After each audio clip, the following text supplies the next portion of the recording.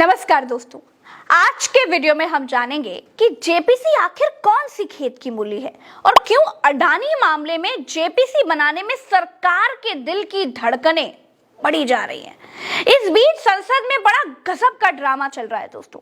रोज हमारे टैक्स के 1.5 करोड़ स्वाहा हो रहे हैं। विपक्ष कहता है जेपीसी, सरकार कहती है कार्रवाई स्थगित। विपक्ष कहता है अडानी मामले की जांच कराओ, सरकार कहती है house is adjourn. House stands adjourned to meet at 2 p.m. today. विपक्ष जेपीसी की मांग ही तो कर रहा है, कोई मेहुल चौकसी को भारत लाने की मांग तो कर नहीं रहा है कि आपके बस का नहीं है। काला धन लाने की बात तो कह नहीं रहा है कि आप ला नहीं पाएंगे। दाऊद को पकड़ने के लिए तो कह नहीं रहा है कि आपसे यह हो नहीं पाएगा। विपक्ष आपसे अडानी मामले में एक छोटी सी संयुक्त संसदीय समिति बनाने की मांग कर रहा है, जिसको ज्वाइंट पार्लियामेंट्री कमेटी कहते हैं, अर्थात जेपीसी कहते हैं। अडानी मामले पर सरकार एक कमेटी नहीं बना पा रही है। जेपीसी आपको कोई लंदन से तो लानी नहीं है, जेपीसी आपको कोई स्विस बैंक से तो लानी नहीं है। अरे 30-32 सांसदों की एक टीम ही तो जेपीसी कहलाती है।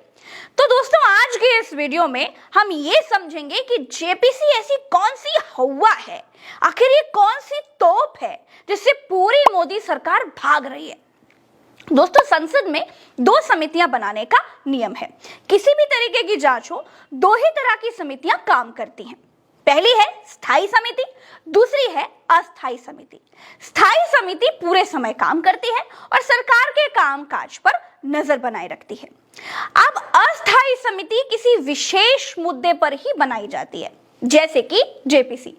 जेपीसी ऐसे ही नहीं बन जाती है। सरकार जेपीसी का प्रस्ताव लाती है, वो सदन में पास होता है, तब जेपीसी बनती है। विपक्षी जेपीसी बना नहीं सकते क्योंकि उनके पास तो सदन में संख्या ही नहीं होती। अगर संख्या होती तो सरकार ही बना लेते। जेपीसी कौन सी बड़ी चीज है। तो दोस्तों, जेपीसी में लोकसभा और राज्यसभा दोनों के सदस्य होते हैं। लोकसभा में सदस्य सादा होते हैं। मान लीजिए कि अगर 30 लोगों की कमेटी है तो उसमें 20 लोकसभा के सदस्य होंगे और 10 राज्यसभा के सदस्य होंगे। इसमें भी सत्ता पक्ष के ज्यादा सदस्य होते हैं। जेपीसी का अध्यक्ष भी सत्ताधारी दल का ही होता है, लेकिन सरकार को दिक्कत यहां नहीं है। अब जो मैं आपको बताने जा रही हूं, सरकार की सांसें यहां पर अटकी हुई हैं। क्या है कि जेपीसी बन तो जाएगी, जेपीसी से कोई दिक्कत नहीं है। जेपीसी से दिक्कत ये है कि ये कमेटी किसी को भी पूछताछ के लिए बुला सकती है, और यहाँ तो आरोप ही मोदी और अडानी पर लगे हैं। तो फिर सांसदों की कमेटी के सामने तो बहुत बड़ा धर्म संकट पैदा हो गया है। मोदी से कैसे पूछ पाएंगे कि बताओ भैया, अडानी के साथ कितनी बार प्लेन में यात्रा किए थे, बताओ भैया अडानी को ठेके दिलाए थे या नहीं, बताओ भैया राहुल गांधी क्यों कह रहे हैं कि जिन जिन देशों में आप दौरा करते थे उन देशों में अडानी ठेके कैसे ले लेते थे। बताओ, अडानी की शेल कंपनियों में 20,000 करोड़ वाला आरोप क्या है।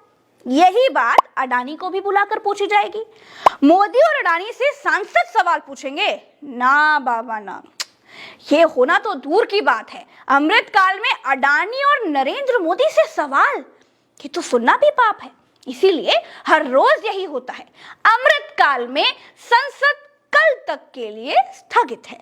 संसद कल तक के लिए स्थगित है। दोस्तों, ये भी नहीं है कि आज तक के इतिहास में जब से संसद बनी है तब से जेपीसी ने किसी राजनीतिक आदमी को बहुत बड़ी सजा दिलाई हो। जेपीसी कोई दुनिया हिला देने वाली कमेटी हो, ऐसा नहीं है। लेकिन बीजेपी सरकार को दिक्कत जेपीसी बनाने में बस इतनी सी है कि आरोप प्रधानमंत्री और अडानी पर लगे हैं। आपको आज ये भी जानना चाहिए कि भारत के इतिहास में जेपीसी आखिर कब कब बनी, क्योंकि प्रज्ञा मिश्रा के वीडियो पर आप हो और कुछ काम की बात ना हो, ज्ञान की बात ना मिले तो बेकार है। तो भाइयों और बहनों, पूरे इतिहास में कुल 8 बार जेपीसी का गठन हुआ है। इन 8 बार में मोदी जी की सरकार में 2 बार जेपीसी का गठन हुआ है। सबसे पहले जेपीसी का गठन हुआ था साल 1987 में, जब राजीव गांधी सरकार पर बोफोर्स तोप खरीद मामले में घोटाले का आरोप लगा था। दूसरी बार जेपीसी का गठन हुआ था साल 1992 में, जब पीवी नरसिम्हा राव की सरकार पर सुरक्षा एवं बैंकिंग लेन देन के मामले में गड़बड़ियों का आरोप था। तीसरी बार साल 2001 में स्टॉक मार्केट घोटाले को लेकर के जेपीसी बनाई गई थी। चौथी बार साल 2003 में जेपीसी तब बनाई गई थी जब सॉफ्ट ड्रिंक्स में और पेय पदार्थों में कीटनाशक होने की बातें चली थी। पांचवी बार 2011 में 2G स्पेक्ट्रम घोटाले की जांच को लेकर के जेपीसी बनाई गई थी। कांग्रेस ने अपनी सरकार में हुए कथित घोटाले की जांच के लिए जेपीसी बना दी थी। छठी बार 2013 में वीवीआईपी चॉपर घोटाले की जांच को लेकर के जेपीसी बनाई गई थी। अगेन कांग्रेस में जेपीसी बनी। फिर शुरू हुआ अमृतकाल। मोदी सरकार आने के बाद पहली बार 2015 में भूमि अधिग्रहण पुनर्वास बिल को लेकर के जेपीसी बनाई गई। आपको मालूम भी नहीं होगा कि इसका क्या हुआ। साल 2016 में 8वीं और आखिरी बार एनआरसी मुद्दे को लेकर के जेपीसी बनाई गई। इसका भी क्या हुआ, आप खोजिए। तो दोस्तों, विपक्ष की जेपीसी मांग तो बिल्कुल नहीं मानी जाएगी। संसद चाहे अगले 18 बरस और ना चले। इन लोगों को नहीं मालूम जो प्रधानमंत्री बनकर पहला इंटरव्यू किसी पत्रकार को ना देकर के अक्षय कुमार को दिए हो, जो सवालों की वजह से कभी प्रेस कॉन्फ्रेंस ना किए हो, वो जेपीसी के सवालों का जवाब देंगे। राम राम राम राम राम। दोस्तों, मुझे लगता है कि आपने जेपीसी के बारे में आम आदमी की भाषा में बिल्कुल आसान तरीके से सारी जानकारी ले ली होंगी, बहुत कुछ जान लिया होगा। आज के लिए इस वीडियो में इतना ही। चलते हैं, नमस्कार। बिना लाग लपेट सीधे सच को सरवाइव करने के लिए आपके सपोर्ट की जरूरत है। चैनल को ज्वाइन करके आप सच को और स्वतंत्र पत्रकारिता को समर्थन दे सकते हैं, वो भी नाम मात्र फीस के साथ। फेसबुक पर देख रहे हैं तो पेज को फॉलो करना ना भूलें, स्टार करें और मौज करें। नमस्कार, जय हिंद, जय भारत।